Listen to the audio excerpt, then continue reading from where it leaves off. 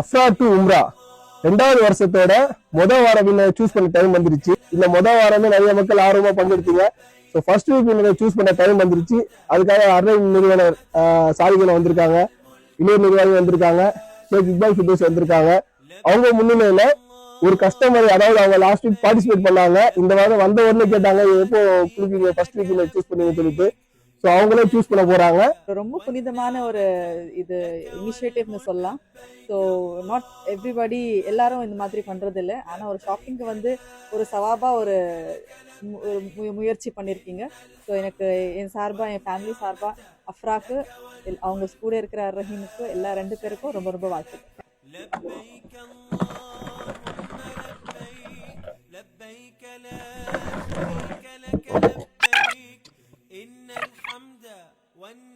Bison அப்படிங்கிற சகோதரர் வென்று இருக்கிறார். அல்லாஹு அக்பர். இந்த நிறுவனம் எந்த பொருளாதார தேவைக்கான நன்மைக்காக இந்த நிறுவனங்கள் செய்யறாங்க.